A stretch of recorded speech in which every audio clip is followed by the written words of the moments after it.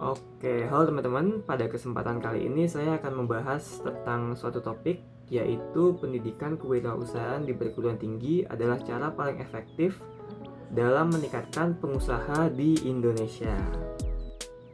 Nah, di sini saya pun kurang setuju akan hal tersebut, dikarenakan meskipun pendidikan kewirausahaan di perguruan tinggi memiliki peran yang penting dalam menumbuhkan minat berwirausaha, namun anggapan bahwa ini adalah cara paling efektif untuk meningkatkan jumlah pengusaha Indonesia tuh perlu dikaji ulang.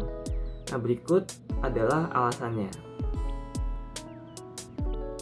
Nah, jadi faktor yang pertama itu yaitu faktor eksternal yang lebih dominan, dimana di sini ada 3 masalah, yaitu yang pertama iklim usaha, dimana di sini kondisi ekonomi, regulasi pemerintah, dan infrastruktur yang mendukung sangat mempengaruhi minat seseorang untuk berwirausaha.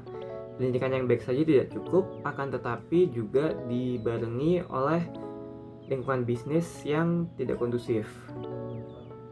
Lalu masalah kedua yaitu akses modal, di mana di sini ketersediaan modal merupakan kendala utama bagi calon pengusaha, terutama bagi mereka yang baru memulai bisnis. Pendidikan tidak secara langsung menyelesaikan masalah akses modal ini.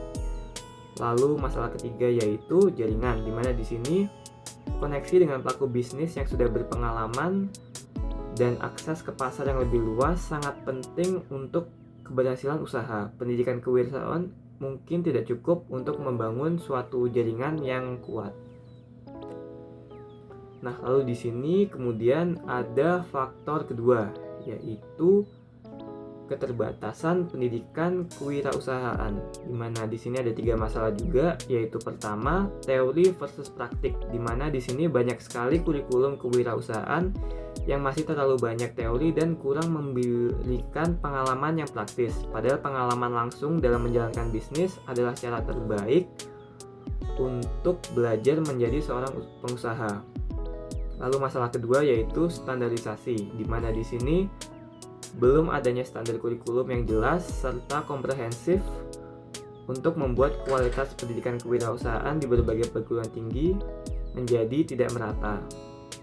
Lalu masalah terakhir yaitu fokus pada startup. Di sini pendidikan kewirausahaan seringkali lebih fokus pada pengembangan startup, sementara banyak peluang usaha lain yang mungkin lebih relevan dengan kondisi lokal.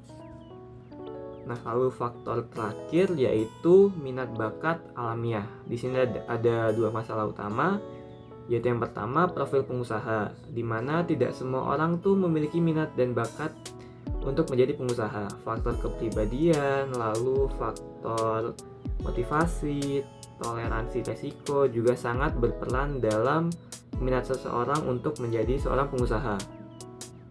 Dan masalah kedua yaitu pilihan karir, di mana di sini banyak sekali lulusan yang lebih memilih untuk menjadi pekerja di suatu perusahaan karena berbagai alasan. Biasanya alasannya itu seperti stabilitas penghasilan dan jenjang karir yang terkesan lebih jelas.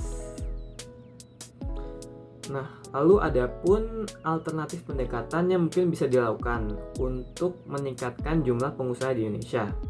Di antara lain itu, yang pertama adalah pendidikan kewirausahaan yang lebih praktis. Lalu kedua, membangun ekosistem perusahaan atau kewirausahaan. Lalu yang ketiga itu memperbaiki iklim usaha.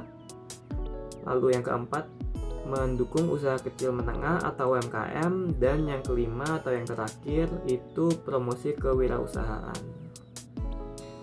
Nah, jadi kesimpulannya itu, pendidikan kewirausahaan di perguruan tinggi merupakan langkah yang sangat baik, namun terbilang tidak cukup untuk mengatasi kompleksitas masalah dalam meningkatkan jumlah pengusaha di Indonesia. Diperlukannya upaya bersama dari berbagai pihak untuk menciptakan suatu ekosistem yang kondusif untuk pertumbuhan wirausaha di Indonesia. Mungkin itu saja, sekian dari saya. Semoga bermanfaat. Terima kasih.